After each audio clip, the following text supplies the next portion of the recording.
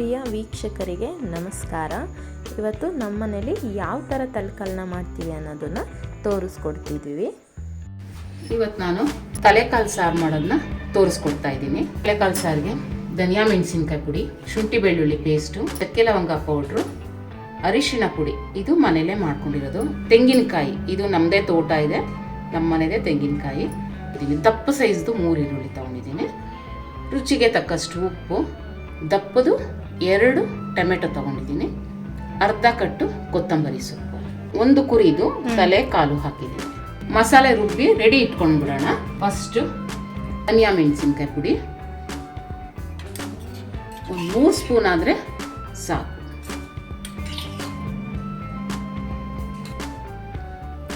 ಒಂದೂವರೆ table spoon ಅರ್ಧ ಚಮಚ ಚಕ್ಕೆ ಲವಂಗ ಪೌಡ್ರು, ಅರಿಶಿಣ ಪುಡಿ, ಈರುಳ್ಳಿ, ಕೊತ್ತಂಬರಿ ಸೊಪ್ಪು, ಇಷ್ಟನ್ನ ಒಂದು ಮಸಾಲೆ ರುಬ್ಕೋಬೇಕು. ಈಗ ಇದನ್ನ ರುಬ್ಕೊಂಡು ಬರ್ತೀನಿ. ಈಗ ನುಣ್ಣಗೆ ಮಸಾಲೆ ರುಬ್ಬಿ ರೆಡಿ ಮಾಡಿಟ್ಕೊಂಡಿದ್ದೀನಿ. ಈಗ ಸ್ಟವ್ ಹಚ್ಚೋಣ. ಈಗ ಕುಕ್ಕರ್ ಇಡೋಣ. ಇದು ನಮ್ಮ ಮನೆಯಲ್ಲೇ ಕುಯ್ದಿರೋ ಮರಿ, ಬೆಳಗ್ಗೆನೇ ಕಟ್ ಮಾಡಿದ್ವಿ. ಅದಕ್ಕೋಸ್ಕರ ಬೆಳಗ್ಗೆ ಒಗ್ಗರಣೆಗೆ ಹಾಕಿ ಸ್ವಲ್ಪ ಉಪ್ಪು ಹಾಕಿ 2 ವಿಷಲ್ ಬರ್ಸ್ಕೊಂಡು ಇಟ್ಕೊಂಡಿದ್ದೆ. ಈಗ ಸಂಜೆ ಮಾಡ್ತಾ ಇದ್ದೀವಿ. ಈಗ ನಾವು ಈಗ ಅದು ಕುದಿಯೋಕ್ಕೆ ಶುರು ಆದಮೇಲೆ ಈಗ ಮಸಾಲೆ ಬೆರೆಸ್ತೀನಿ. ನಾನಂದರೆ ಬೆಳಗ್ಗೆನೆ ಕೂಗಿಸಿಟ್ಕೊಂಡಿದ್ದೆ, ವಿಷಲ್ ಬರ್ಸಿಟ್ಕೊಂಡಿದ್ದೆ. ನೀವು ಹೊಸ್ದಾಗಿ ಮಾಡುವಾಗ ಫಸ್ಟೇ ಕುಕ್ಕರ್ಗೆ 2 ಸ್ಪೂನ್ ಎಣ್ಣೆ ಹಾಕಿ ಫ್ರೈ ಮಾಡಿಕೊಂಡು ಮಸಾಲೆ ಬೆರೆಸ್ಕೊಂಡು ಉಪ್ಪು ಹಾಕ್ಕೊಂಡು ಮಾಡಿದ್ರೆ ಆಯಿತು. ಮಸಾಲೆ ಹಾಕಿ ಒಂದು 10 ನಿಮಿಷ ಫ್ರೈ ಮಾಡ್ಕೊಂಡಿದ್ದೀನಿ. ಈಗ ಸ್ವಲ್ಪ ಉಪ್ಪು ಹಾಕ್ತೀನಿ. ಯಾಕೆ ಅಂತ ಅಂದರೆ ಬೆಳಗ್ಗೆ ಒಗ್ಗರಣೆಗೆ ಹಾಕ್ದಾಗಲೇ ಸ್ವಲ್ಪ ಉಪ್ಪು ಹಾಕಿದ್ವಿ. ಮತ್ತು ಇದಕ್ಕೆ ತುಂಬ ಕಡಿಮೆ ಉಪ್ಪು ಹಾಕಬೇಕು. ತಲೆಕಾಲು ಸಾರಿಗೆ ಆಗಲಿ, ಗೊಜ್ಜಿಗೆ ಆಗಲಿ, ಯಾವುದಕ್ಕೆ ಆಗಲಿ ತುಂಬ ಉಪ್ಪಾಗ್ಬಿಡುತ್ತೆ. ನಾವು ಕರೆಕ್ಟ್ ಅಳತೆ ಹಾಕಿದಾಗ ತುಂಬ ಉಪ್ಪಾಗ್ಬಿಡುತ್ತೆ. ಅದರಿಂದ ಕಡಿಮೆ ಉಪ್ಪು ಹಾಕೋಬೇಕು. ಈಗ ಮಸಾಲೆ ಎಲ್ಲ ಚೆನ್ನಾಗಿ ಫ್ರೈ ಆಗಿದೆ. ಈಗ ನೀರು ಬೆರೆಸ್ಕೊಳ್ತಾ ಇದ್ದೀನಿ. ನೀರು ಬೆರೆಸ್ಕೊಂಡು 2 ಕೂಗು ಕೂಗಿಸ್ಕೊಳ್ತೀನಿ. ಯಾಕೆಂದರೆ ಬೆಳಗ್ಗೆನೇ ನಾನು 2 ಕೂಗು ಕೂಗಿಸಿರೋದ್ರಿಂದ ಈಗ 2 ಕೂಗು ಕೂಗಿಸ್ತೀನಿ. ಎಳೆ ಮಟನ್ದು ತಲೆಕಾಲಾದರೆ ಒಗ್ಗರಣೆನಲ್ಲೇ ಬೆಂದು ಮಾಮೂಲಿ ಓಪನ್ ಪಾತ್ರೆನಲ್ಲೇ ಮಾಡ್ಕೋಬೋದು. ಸ್ವಲ್ಪ ಬಲ್ತಿದೆ ಅನ್ನೋದಾದಾಗ ನಿಮ್ಗೆ ಎಷ್ಟು ಬೇಕೋ ಅಷ್ಟು ಕೂಗ್ದ ಗೊತ್ತಾಗುತ್ತಲ್ಲ, ಕೂಗಿಸ್ಕೊಳ್ಳೋದು. ಈಗ ನೀರೆಲ್ಲ ಬೆರೆಸಾಗಿದೆ, ಕುದಿ ಬಂದಿದೆ. ಈಗ ಮುಚ್ಚಳ ಮುಚ್ತೀನಿ. 2 ವಿಷಲ್ ಬರ್ಸ್ಕೊಳ್ತೀನಿ. ಕುಕ್ಕರು ವಿಷಲ್ ಆಗೋ ಅಷ್ಟೊತ್ತಿಗೆ ಇನ್ನೊಂದು ಮಸಾಲೆ ರುಬ್ಕೊಳ್ಳೋಣ. ಒಂದು ಮೀಡಿಯಮ್ ಕಾಯಿನಲ್ಲಿ ಅರ್ಧ ಹೋಳು ತೊಗೊಂಡಿದ್ದೀನಿ. ತುಂಬ ಕಾಯಿ ಹಾಕಬಾರ್ದು, ಟೇಸ್ಟ್ ಕಡಿಮೆ ಆಗುತ್ತೆ. 2 ಟೊಮೆಟೊ ತೊಗೊಂಡಿದ್ದೀನಲ್ಲ, ಅದು ಹಾಕ್ಕೊಂಡು ರುಬ್ಕೊಳ್ಳೋಣ. ಹಾಕ್ತಾ ಇದ್ದೀನಿ. ಪ್ರೆಷರ್ ಇಳಿದಿದೆ.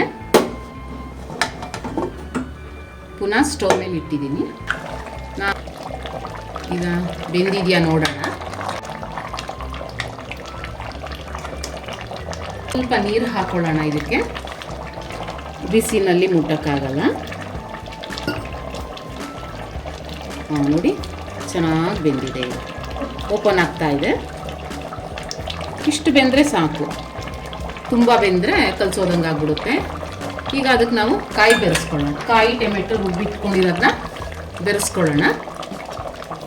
2 ವಿಷಲ್ ಬರ್ಸಾದ್ಮೇಲೂ ಕೂಡ ಬೆಂದಿಲ್ಲ ಅಂದರೆ ಕಾಯಿ ಬೆರೆಸ್ಕೊಂಡು 2 ಕೂಗು ಕೂಗಿಸ್ಕೊಳ್ಳಿ. ಈಗ ನಾನು ವಿಷಲ್ ಹಾಕ್ಸಲ್ಲ, ಬೆಂದಿರೋದ್ರಿಂದ ಓಪನ್ ಪಾತ್ರೆನಲ್ಲೇ ಎಷ್ಟು ಬೇಕೋ ಅಷ್ಟು ನೀರು ಬೆರೆಸ್ಕೊಂಡು ಹಾಗೆ ಬೇಯಿಸ್ಕೊತೀನಿ. ನಾವು ಸಾರು ಥರ ಮಾಡಿ ತೋರಿಸ್ತಾ ಇದ್ದೀವಿ. ಇನ್ನೊಂದು ದಿನ ಗ್ರೇವಿ ಮಾಡಿ ತೋರಿಸ್ತೀವಿ. ಅದೇ ಬೇರೆ ಮಸಾಲೆ. ನಮಗೆ ಎಷ್ಟು ಬೇಕೋ ಅಷ್ಟು ನೀರು ಹಾಕ್ಕೊಂಡು ಹೆಚ್ಚಿಸ್ಕೊಳ್ಳೋಣ. ನೀರು ಬೆರೆಸಾದ್ಮೇಲೆ ಉಪ್ಪು, ಖಾರ, ರುಚಿನ ನೋಡ್ಕೊಳ್ಳಿ. ಈ ಹದಕ್ಕೆ ಮಾಡಿಕೊಂಡ್ರೆ ತುಂಬ ಚೆನ್ನಾಗಿ ಬರುತ್ತೆ. ಮತ್ತು ಒಂದು ಸ್ವಲ್ಪ ನೀರು ಬೆರೆಸ್ತೀನಿ. ಯಾಕೆ ಅಂತ ಹೇಳಿದ್ರೆ ತಣ್ಣಗಾದಾಗ ಗಟ್ಟಿ ಆಗಿಬಿಡುತ್ತೆ ಸಾರು. ಅದಕ್ಕೆ ಸ್ವಲ್ಪ ಕಾಯಿನಲ್ಲೇ ಬೇಯೋ ಅಷ್ಟೊತ್ತಿಗೆ ಇನ್ನೊಂದು ಸ್ವಲ್ಪ ಕಡಿಮೆ ಆಗುತ್ತೆ ಸಾರು, ಅವಾಗ ಕರೆಕ್ಟಾಗಿ ಬರುತ್ತೆ.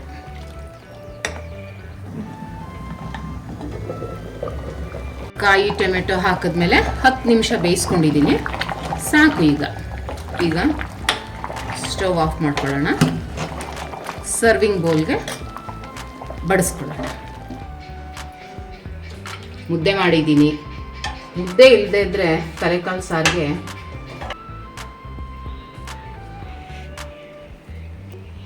ಈಗ ನನ್ನ ಮಗನಿಗೆ ಟೇಸ್ಟ್ ನೋಡೋಕೆ ಕೊಡ್ತಾ ಇದ್ದೀನಿ. ತಗೋ ಮಗನೆ, ಹೇಗಿದೆ ಹೇಳು.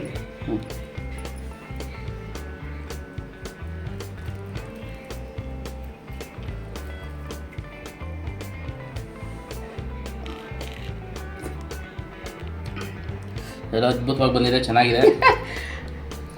ಒಂದು ಪೀಸ್ ತಿಂದು ನೋಡು ಹೇಗಿದೆ ಅಂತ ಹೇಳು. ಅದ್ಭುತವಾಗಿದೆ, ಎಲ್ಲ ಕ್ಲೀನಾಗಿ ಬೆಂದಿದೆ, ರುಚಿ ಕರೆಕ್ಟ್ ಇದೆ. ನೋಡ್ಕೊಳ್ಳಿ, ಮಾಡ್ಕೊಳ್ಳಿ, ಚೆನ್ನಾಗಿ ತಿನ್ಕೊಳ್ಳಿ. ಹಾಗೆ ಸಬ್ಸ್ಕ್ರೈಬ್ ಆಗೋದು ಮರಿಬೇಡಿ.